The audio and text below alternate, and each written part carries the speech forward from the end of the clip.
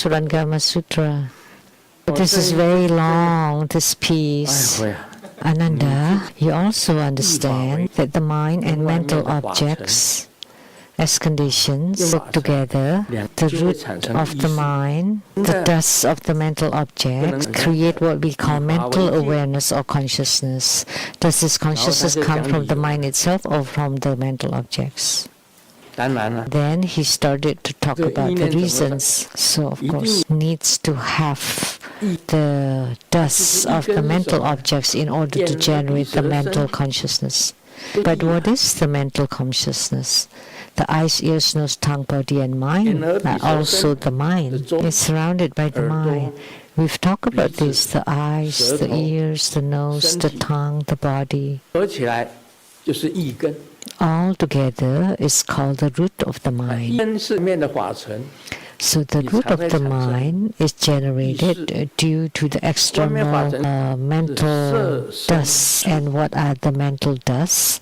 The sight, sense, smell, sounds, and touch that would generate the consciousness. And where is the consciousness on your body? You can't pinpoint it. Is it in the brain, in the heart? Where? None of it. Impossible to say. Now, the science would say it must be somewhere in the brain that would generate the consciousness. But you will not be able to get a hold of the consciousness. The eyes, nose, tongue, body, and mind also have no self-nature or devoid of inherent nature. And the sight, sound, smell, and touch are also without self-nature. I've talked about them.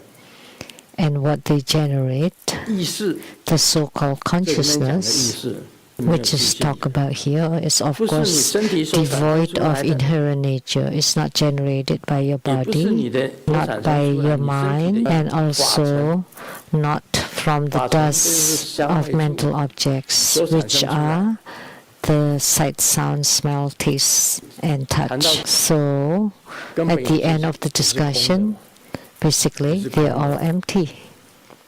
So eyes, ears, nose, tongue, body, and mind are all empty. And therefore, all the mental dusts are also empty.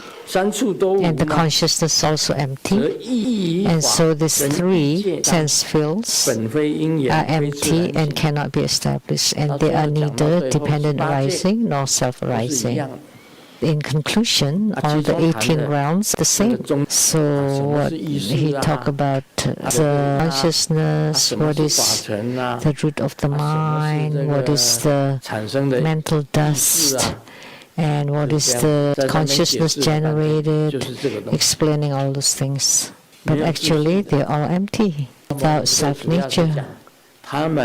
So primarily, Sakyamuni Buddha mentions that there is no boundary, no basis.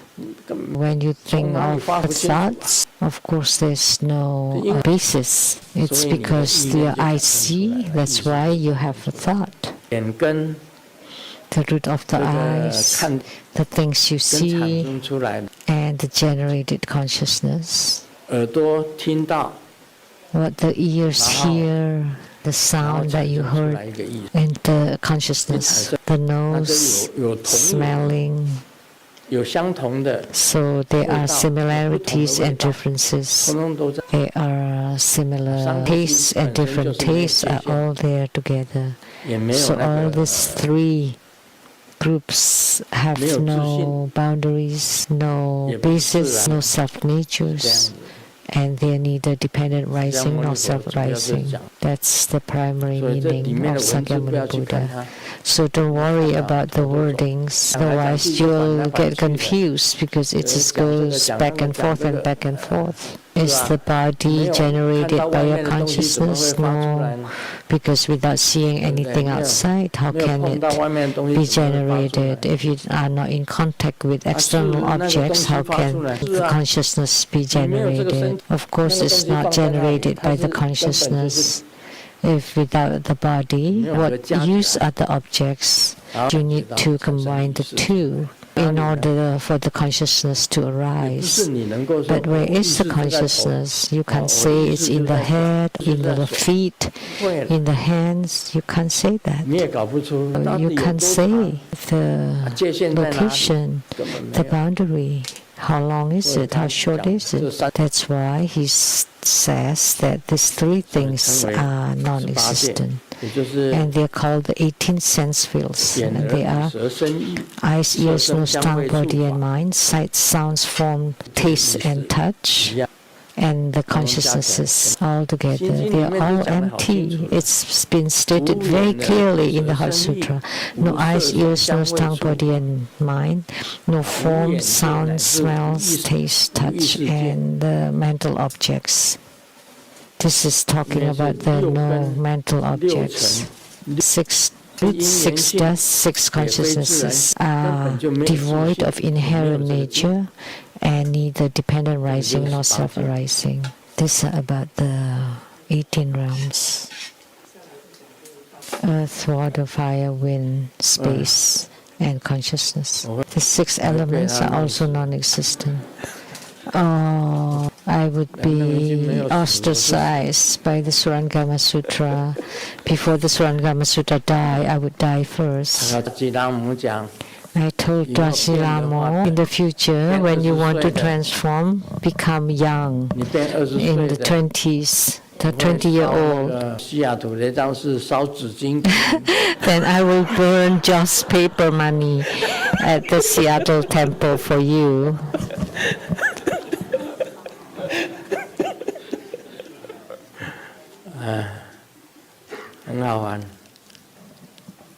It's a lot of fun.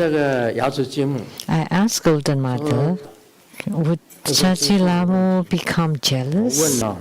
Because recently, very strange, there were a few things happen. When I walk, I would sprain my leg. And what else?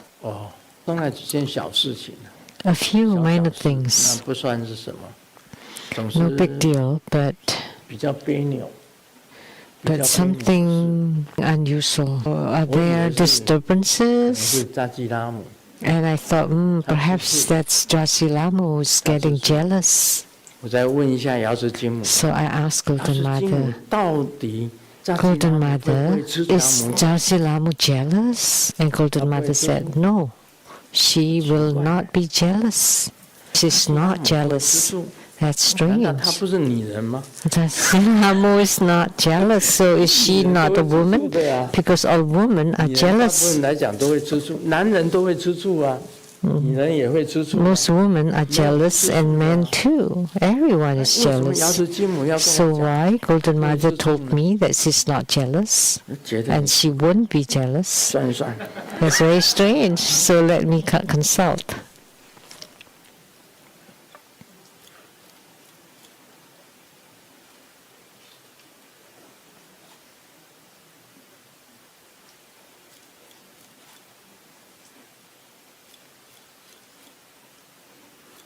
And she still confirms that Dwasi Lamo will not be jealous.